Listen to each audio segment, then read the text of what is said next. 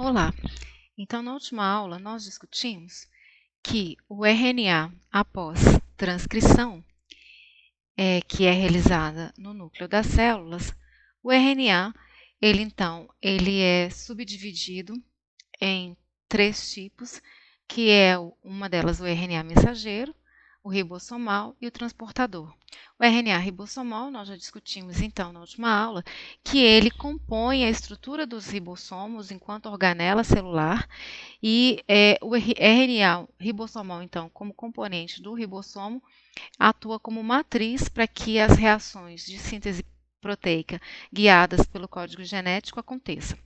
Já o RNA transportador, nós vimos então na última aula que ele tem esse formato bem específico, né, que lembra um trevo com 3 laços, e esse trevo, então, com base na complementariedade código genético, que é o códon, e o anticódon, esse RNA transportador é capaz, então, de ligar os alfa-aminoácidos e transportar os aminoácidos corretamente até o local de síntese. Então, por esse anticódigo, cada um desses RNA transportadores tem um aminoácido específico que ele codifica, né, que ele transporta durante a codificação.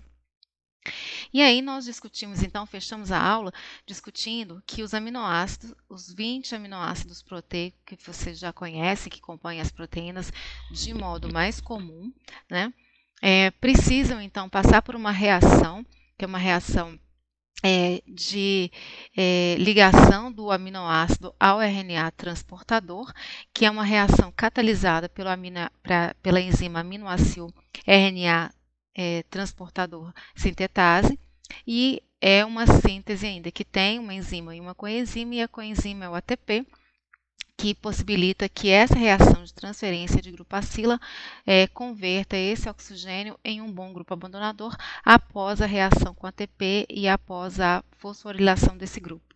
O resultado dessa síntese, como nós discutimos, é a ligação do aminoácido à estrutura do RNA transportador pela posição da hidroxila 3' né? E assim permitindo que o aminoácido seja transportado. O que é interessante a gente discutir agora em relação a essa enzima, que é a enzima responsável por catalisar a síntese que permite ligar o aminoácido ao RNA transportador, né, a aminoácido RNA transportador sintetase, é que nós já discutimos que as enzimas, então, apresentam sítios ativos. E esses sítios ativos seriam as cavidades responsáveis pela atividade catalítica, que nós já discutimos, que são atividades catalíticas por complexação com íon metálico, por catálise ácida, catálise básica, todas elas acontecendo ao mesmo tempo. Essa enzima é um exemplo de enzima que apresenta 2 cavidades, e essas cavidades são cavidades que apresentam funções muito importantes dentro dessa enzima. Essa enzima, então, ela apresenta 2 sítios ativos, 2 cavidades que têm função diferente. Uma cavidade seria responsável pela formação dessa ligação. Então, veja bem, aqui nessa cavidade a gente tem o RNA transportador com a hidroxila da posição 3' livre, pronta e na posição adequada para reagir com essa carbonila do aminoácido que estaria nessa cavidade também. Nesse exemplo aqui, a gente está mostrando como exemplo uma enzima que permitiria a introdução da histidina enquanto aminoácido, e aí permitiria a ligação desse aminoácido ao RNA transportador. Bem, por que 2 cavidades, né? Existem 2 cavidades aqui nessa enzima. Primeiro, para mostrar para vocês que ela é específica. Então, aqui vocês vejam, esse sítio ativo, ele tem uma estrutura. Lembram que a gente falou do encaixe induzido, né? Então, à medida que o aminoácido entra, ele vai induzir uma mudança conformacional na estrutura da enzima, de forma que essa enzima tenha resíduos de aminoácidos que possam interagir com os grupos da molécula e exercer atividade catalítica, né? Mas essas enzimas, elas apresentam dois sítios também, porque essas enzimas já apresentam um sítio, que é o sítio responsável pela formação da ligação entre o aminoácido e o RNA transportador, e a outra cavidade seria uma cavidade com capacidade de hidrólise dessa ligação entre o aminoácido e o RNA transportador. Por que isso acontece? Isso acontece prevendo erros. Por mais que a codificação seja dada aqui pela interação do anticódon com o códon, alguns erros podem acontecer.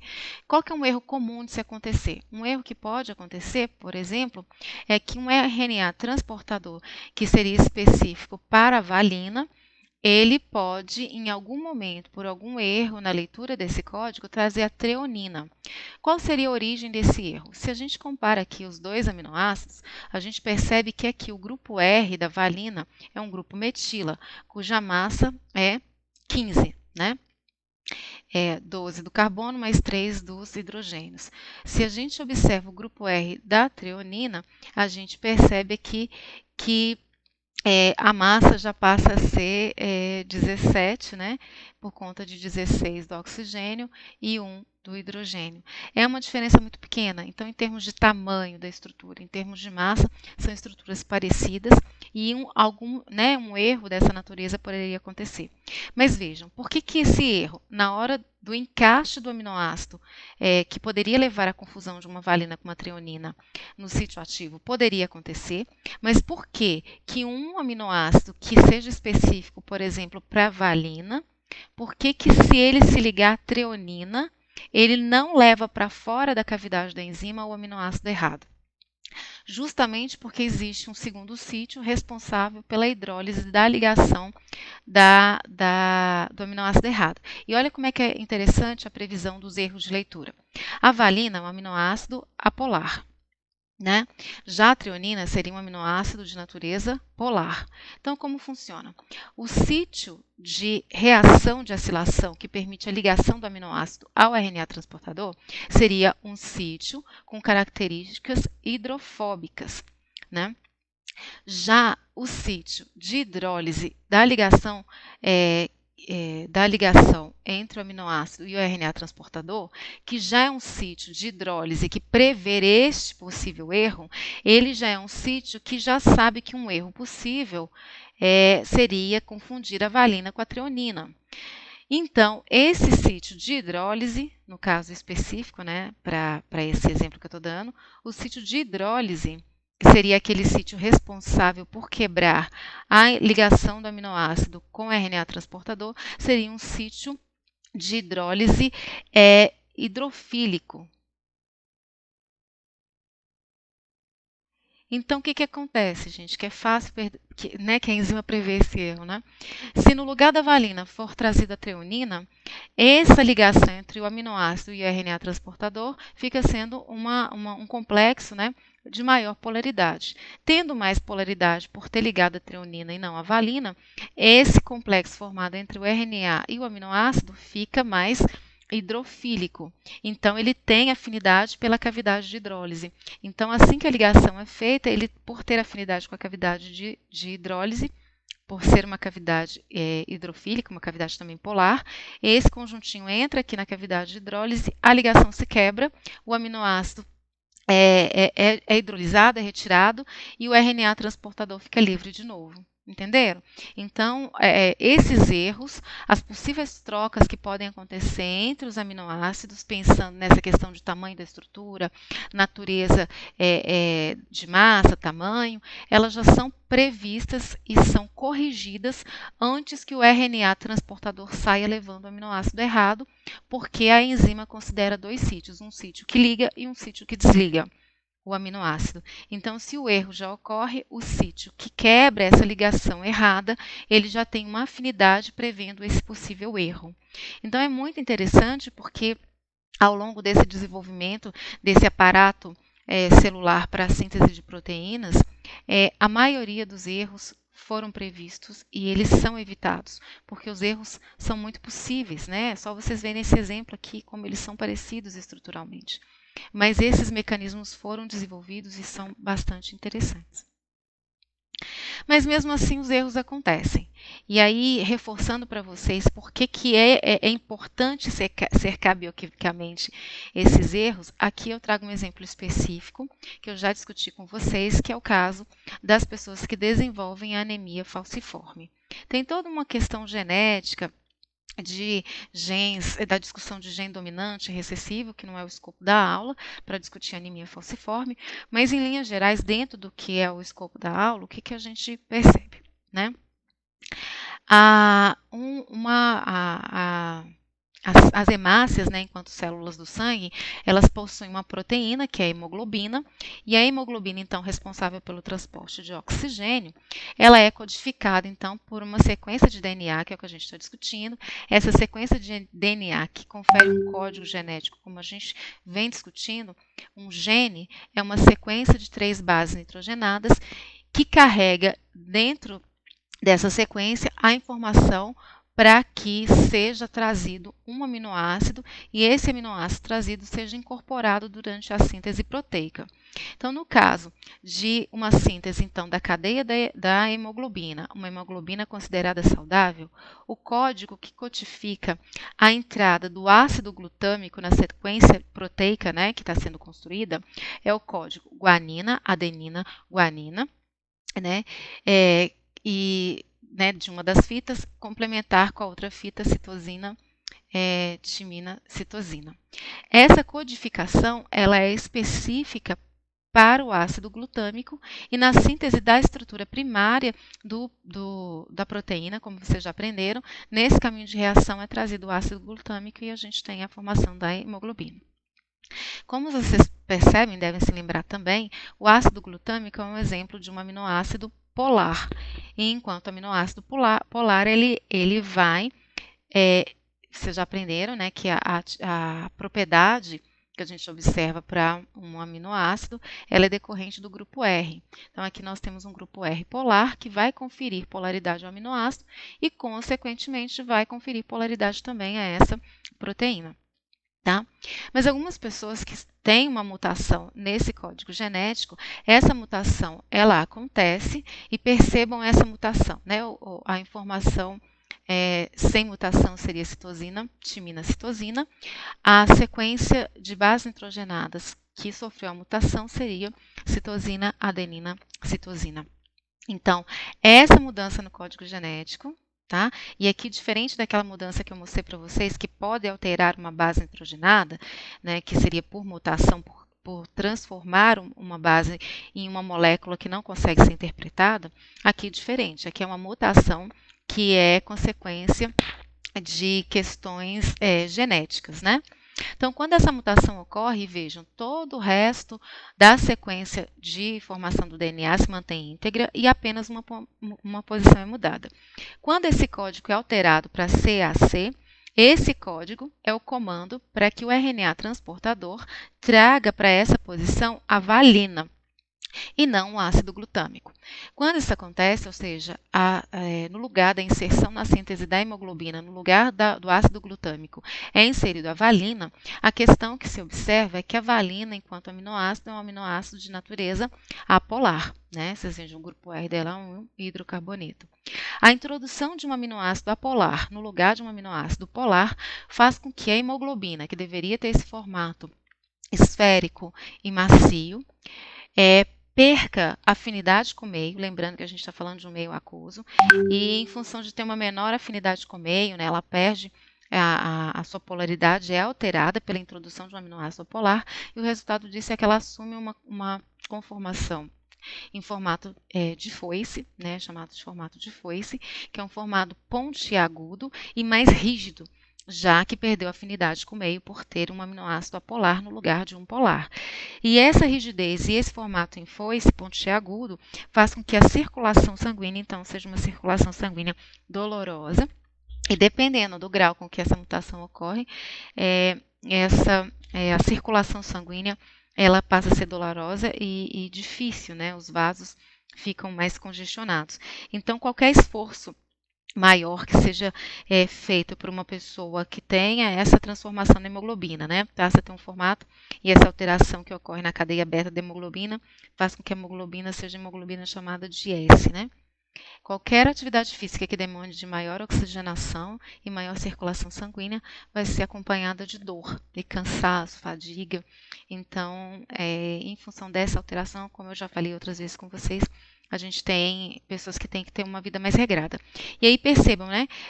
Uma única letra, né, no código genético, uma única base nitrogenada alterada, que aí vai impactar, obviamente, lembra que a gente tem a fita codificadora e a fita molde, né? Então, alterou na fita codificadora, vai alterar na molde também.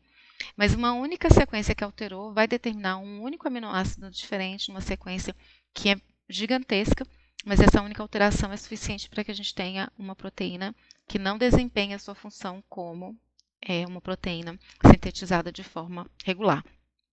Então, aqui eu chamo a atenção que essa mutação ela pode acontecer de maneira genética, como é o caso da anemia falciforme, ou essa mutação pode acontecer de maneira externa, né, quimicamente, via radiação, via alimentação, como foi o caso que eu mostrei para vocês de alteração da base nitrogenata via óxido de benzeno, tá?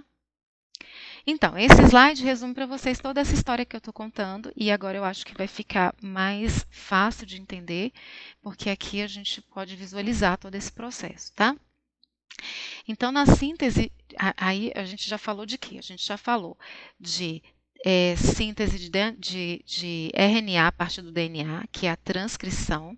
Então, a informação que está guardada no DNA, ela é transcrita para o RNA, ou seja, a partir do DNA é feita uma molécula de DNA e essa informação é enviada para lá.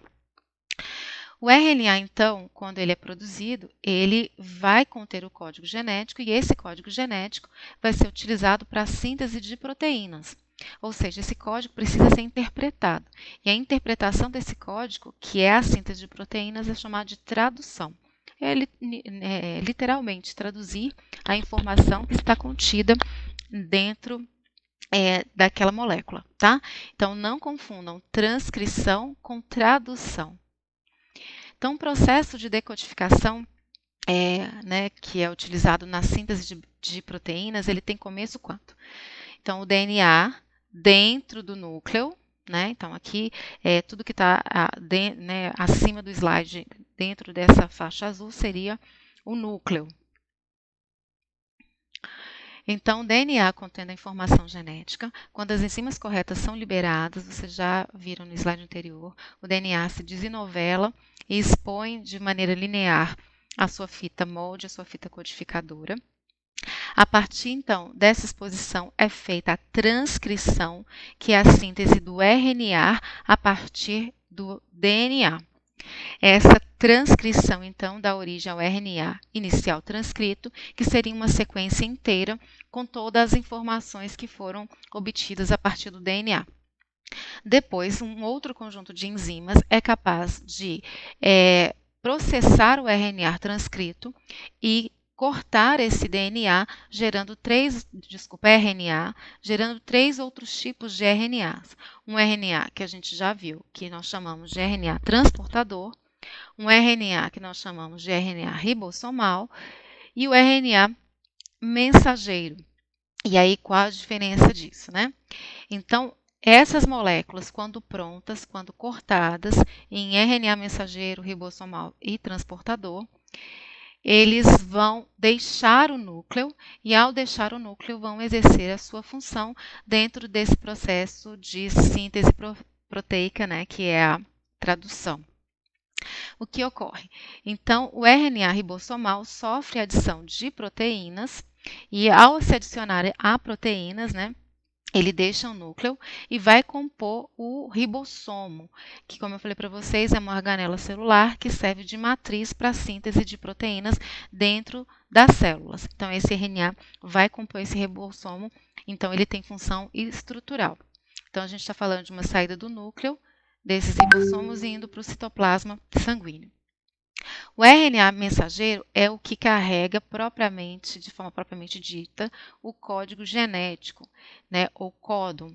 Então, esse RNA mensageiro, ele também deixa o núcleo, e ao deixar o núcleo, ele vai ficar sob o RNA ribossomal fixado sobre o RNA ribossomal para que a partir dele ele seja ali a matriz para que a síntese da proteína aconteça.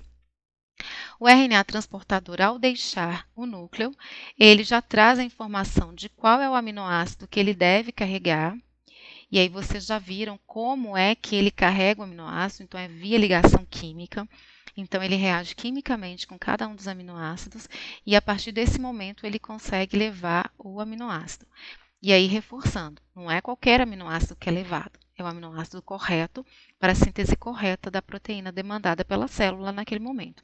Então, quem vai dizer qual é o aminoácido que o RNA transportador deve levar é o RNA mensageiro, porque é o RNA mensageiro que carrega a informação de qual aminoácido deve ser inserido em que momento da síntese proteica. E aí, nesse momento, vocês têm que estar na cabeça, a parte de peptídeos e proteínas que a gente discutiu, a formação da ligação peptídica. Então, a ordem primária, a estrutura primária de inserção dos aminoácidos é muito importante e ela é ditada pelo RNA mensageiro. Então, o RNA transportador, via interação anticódon, que são esses quadradinhos aqui em azul e esse em vermelho, que se complementam ao códon, que são os quadradinhos que estão ligados ao RNA mensageiro. Por essa complementariedade, o RNA transportador se liga, quer dizer, interage, e deixa aqui disponível os aminoácidos. O próximo aminoácido chega, tem a distância correta para que um aminoácido se ligue ao outro. A gente já discutiu isso, até como que essa ligação é feita, qual é a parte da estrutura do aminoácido que é responsável por essa ligação. Mas, enfim, a cada aminoácido que é ligado, esse pedaço, que seria a cadeia polipeptídica em crescimento, ela recebe mais um aminoácido, se desliga do RNA transportador que vai embora, e aí um outro chega, traz mais um aminoácido, até que a síntese se complete. Tá? Então, é um processo que começa no núcleo e finaliza no citoplasma com a síntese da proteína específica. Então, fechando o nosso raciocínio, Então, a síntese proteica, ou seja, o processo de tradução, ela é guiada pelo RNA mensageiro, que é o único que a gente não conversou ainda, Então, uma sequência de 3 bases, como eu falei para vocês, é chamada de códon. Então, uma sequência de 3 bases nitrogenadas é um código. E ela especifica determinado aminoácido que será incorporado à proteína. Então, a nossa informação aqui é uma sequência de 3 bases nitrogenadas. Não esqueça que a gente está num raciocínio acumulativo. Então, são 3 bases nitrogenadas ligadas ao esqueleto açúcar-fosfato, Mas essa sequência de 3 bases nitrogenadas presente no RNA mensageiro, a cada 3 letras a gente tem o código, a codificação de um aminoácido específico. Nesse exemplo, o código uracila citosina adenina é o código, é a informação genética de que naquela posição, na construção de uma proteína, seria inserido o aminoácido serina. Para cada aminoácido a gente tem um código diferente. Qual trinca do RNA mensageiro corresponde a qual aminoácido é o que se chama de código genético. Então, o que a gente tanto fala de código, então a informação que está lá no DNA, a informação contida nessa molécula, nessa macromolécula, esse código genético é a sequência de 3 bases nitrogenadas que são lidas de 3 em 3 e essa leitura desse código fornece a informação necessária para que os aminoácidos sejam incorporados durante a síntese proteica. Então, da mesma forma que o DNA, da mesma forma que o RNA são sintetizados na direção 5:3, uma proteína que é resultante dessa tradução também é sintetizada da terminação N, vocês aprenderam isso, que a gente escreve um peptídeo a partir da terminação N em direção à terminação C, ou seja, o grupo amino terminal e a carboxila inicial, também de 5:3, tá? Agora vamos fechar o raciocínio. Nós temos, então, tanto no DNA quanto no RNA, 4 bases nitrogenadas. E o códon, o código genético, o códon, ele é formado por 3 bases. Ou seja, nós temos 4 moléculas diferentes no total. E a leitura, o código que é formado a partir dessas bases, é um código gerado quando essas bases ficam ordenadas a cada 3. Então, com isso, qual raciocínio nós fazemos? Um total de 4 bases, quer dizer, citosina, guanina, adenina e uracila, porque a gente está falando já do RNA, né? Do RNA mensageiro. Então, eu estou falando de uracila mesmo. E a cada 3 organizações dessas 4 bases, a gente tem o códon. Então, o total de códons que nós podemos ter organizando essas bases é 4 elevado a 3, 64 códons diferentes são possíveis enquanto código genético. E aí, 3 códons desses são códigos identificados como códigos de parada. O que é isso? Os códigos de parada são os códigos genéticos que são inseridos ao final da informação para informar para as entidades, né, para o RNA transportador e mensageiro, que a síntese daquela proteína se finaliza naquele momento. Tá? Então, nós temos 61 códons contendo informações que codificam os 20 aminoácidos e 3 códons que sinalizam quando que a síntese deve ser finalizada. Então, se é um pentapeptídeo, então nós vamos ter códigos para inserção de 5 aminoácidos, mais um código de parada, por exemplo. Tá? Nessa tabela, é representada para vocês uma tabela com todas as possibilidades de código genético. E depois nós vamos associar a interpretação dessa tabela com essa figura que mostra justamente isso que eu estou falando para vocês. Então, vamos por partes, né? Aqui, então, tem o ribossomo. O ribossomo, então, é a matriz para que a síntese da proteína ocorra. Sob o ribossomo, a gente tem o RNA mensageiro. O RNA mensageiro, então, é o que carrega o códon, que é o código genético, que é a informação propriamente dita de qual aminoácido vai ser trazido pelo RNA transportador durante a síntese proteica. Então, nesse exemplo aqui inicial, o códon, o código genético, ditado pelo RNA mensageiro, que foi copiado do DNA, é o código adenina, uracila, guanina. Então, essas 3, né, esse conjunto de 3 bases é um códon. Esse códon, ele vai informar qual aminoácido vai ser inserido durante essa síntese proteica. O RNA transportador, então, ele vai trazer um aminoácido e vai conseguir inserir esse aminoácido por uma complementariedade, porque o RNA transportador tem o anticódon, que é complementar ao códon, complementar no sentido das ligações de hidrogênio, na complementariedade das bases nitrogenadas, igual a gente conversou, né? A guanina está para a citosina, e a adenina está para a timina no DNA, e a adenina está para a uracila no RNA. Então, se o códon é AUG, o anticódon para este códon é AUAGC.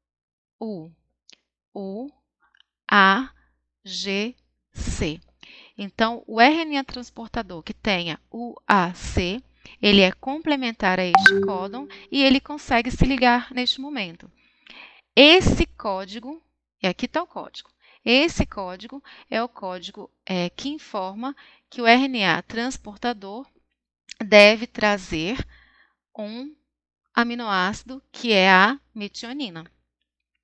Então, esse RNA transportador ele vai trazer a metionina porque essa informação. Feito isso, é feita a leitura da próxima trinca. A próxima trinca é AAA. E essa próxima trinca AAA é o código genético que também vai codificar um próximo RNA transportador trazendo um próximo aminoácido. Mas como é que então esses códigos determinam um aminoácido específico? Aí voltamos para a nossa tabela, tá? Como eu falei para vocês, essa síntese então, a síntese proteica também é da direção 5 para 3. Então a gente vai ler essa tabela nessa direção, 5 para 3. E como eu disse, o código genético tem 3 bases nitrogenadas, por isso a leitura é feita considerando 3 posições. A primeira posição, o primeiro código, é a posição referente à posição 5', depois a gente tem a posição central, depois a posição 3'. Antes de interpretar a tabela, vamos fazer uma olhada geral aqui. Essa tabela mostra o código, aquele código que vocês aprenderam para os aminoácidos. Então, a cada 3 letras combinadas entre posição 5', posição central e posição 3', a gente vai ter um aminoácido codificado, E aqui, olha, já deixa eu chamar a atenção de vocês. Lembra que eu falei? 3 códigos sinalizam paradas. Então, aqui onde está escrito stop, significa que essas combinações de bases nitrogenadas não vão codificar a entrada de um aminoácido. Eles, na verdade, vão trazer a informação de que a síntese acabou e aí a síntese finaliza porque entende que é stop, é para parar, não é para trazer aminoácido, tá?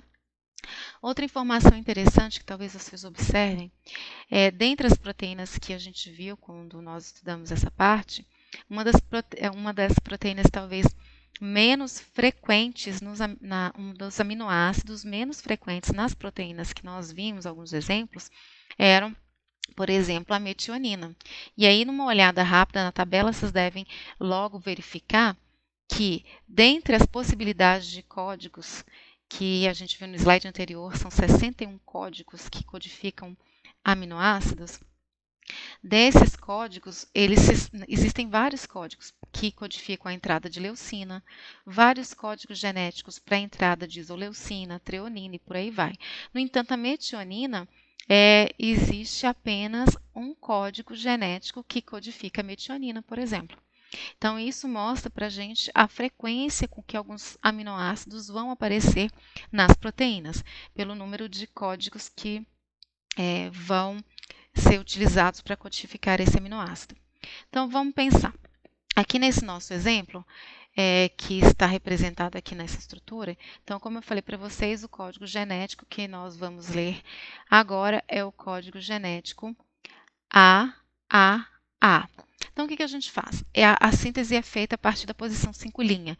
Então, trabalhando com essa coluna referente à posição 5', nós vamos considerar quais as possibilidades de aminoácidos a partir da adenosina, ou seja, tudo que se refere à letra A, a adenosina nessa tabela. Então, toda essa faixa sombreada em rosa indica para a gente as possibilidades quando a primeira base nitrogenática de um código genético é a letra A. Aí nós passamos agora para a leitura da posição central. Nesse exemplo, a posição central ainda é adenina. Então, de novo, letra A. Então, o que a gente faz? Fazendo uma leitura da posição central, que é essa posição aqui, a gente considera a interseção onde as possibilidades de aminoácidos se cruzam entre a da posição central e a posição 5'. Com isso, a gente tem esse destaque nessa região que está sombreada agora de cor mais escura. Ou seja, aquelas possibilidades todas, elas se restringem a essas 4 possibilidades agora. Aí nós fazemos a leitura da última letra do código genético. A última letra do código genético, nessa sequência, também é A. A última posição, então, é dada pela posição 3'. Então, fazendo essa leitura da posição 3', considerando a interseção que nós temos, né? A posição A aqui equivale a essa posição, na coluna 3', né? Então, fazendo a interseção dessas 3 posições, 5', central e 3', a gente chega nessa área mais escura, que representa que AAA é o código para a introdução do aminoácido lisina. Então, vejam aqui no desenho. O códon lisina é o códon que codifica a entrada da lisina na síntese dessa proteína, desse peptídeo. O RNA transportador que vai trazer a lisina apresenta como anticódon, um anticódon complementar ao códon. Então, A é complementar a uracila, adenina, uracila, adenina, uracila. Então, esse código, esse anticódon, garante que a lisina vai ser trazida e que a lisina vai ser incorporada nessa posição. E aí, agora, os 2 RNAs transportadores estão ligados ao RNA mensageiro, pelas ligações de hidrogênio que a gente já viu. E agora, os aminoácidos estão espacialmente próximos, permitindo que a reação para a formação de ligação peptídica, que a gente já viu nas outras aulas, aconteça. Ou seja, um grupo amino de um aminoácido, ele ataca a carbonila do primeiro aminoácido. Ou seja, esse primeiro aqui, que foi a metionina, seria a ponta N terminal. E a partir da ponta N terminal, o crescimento, então, da proteína vai ser nesse sentido. Então, como vocês já devem estar supondo, aqui seria a ponta C terminal. Tá? Feito isso, a gente identificou que a lisina foi o aminoácido incorporado. Então, na sequência, para a construção desse peptídeo, uma nova sequência passa a ser lida. Agora, a nova sequência a ser lida, a nova trinca de bases, o novo códon é guanina, uracila, adenina. Quem manda na síntese é o códon. Então, como é que o códon é interpretado? Vamos para a tabela, né? Nessa tabela, a guanina, então, é na sequência 5:3, é a letra G. Então, a letra G agora seriam essas possibilidades de aminoácidos. Na posição central, ou seja, no meio, a gente tem uma uracila. Fazendo a leitura central da posição central, está aqui a uracila. Quando a gente faz a interseção entre a 5' e a central, nossas possibilidades elas se encerram no aminoácido valina. E a última letra, que é a posição 3' é uma adenina. Então, a nossa leitura da última coluna, ela vai na posição que tenha a adenina. Então, fazendo a interseção das 3 posições para as 3 bases nitrogenadas, aqui era fácil, né? Era tudo valina mesmo, mas a gente encontra que é a valina. Nesse desenho aqui, então, a gente percebe que o anticódon para a valina é guanina, citosina, uracila, adenina, adenina, uracila. Então, esse anticódon faz com que esse RNA transportador traga a valina. Então, a valina vai ser inserida nessa posição e, ao ser inserida nessa posição, a valina novamente vai fazer como na etapa anterior. Vai permitir que o nitrogênio tenha a posição adequada, a geometria adequada para atacar a carbonila, estabelecer uma ligação entre eles e formar a ligação peptídica ou a ligação amídica. E eu não falei para vocês, né? Na hora que esse ataque acontece na carbonila, essa ligação entre o oxigênio 3' do RNA transportador e o aminoácido, ela hidrolisa, ela quebra, o aminoácido se liga à sequência que está em construção e o RNA transportador livre vai embora. Então, vocês vejam, essa posição já está até vazia, porque esse RNA foi embora. E aí, a gente tem a formação dessa ligação peptídica. Então, a leitura é feita dessa forma. Se for uma proteína com 1000 aminoácidos, cada um dos 1000 aminoácidos vai ser trazido, vai ser construído a partir dessa leitura do código genético, que é feita a cada 3 letras que compõem o códon, né, o RNA mensageiro, e que caracteriza um códon. Como eu falei para vocês, os erros eles são contornados porque essa complementariedade entre o códon e o anticódon do RNA transportador garante que o aminoácido correto seja introduzido. Um erro que poderia acontecer seria aqui, né? Como eu falei, a ligação do RNA transportador ao aminoácido. Mas isso também existem mecanismos de correção, como a gente também já discutiu. Tá? Então, agora é interessante que vocês trabalhem com essa tabela, pensem nessas possibilidades e entendam como ela funciona, como essa tabela funciona para que a gente consiga fazer essa codificação. Ok?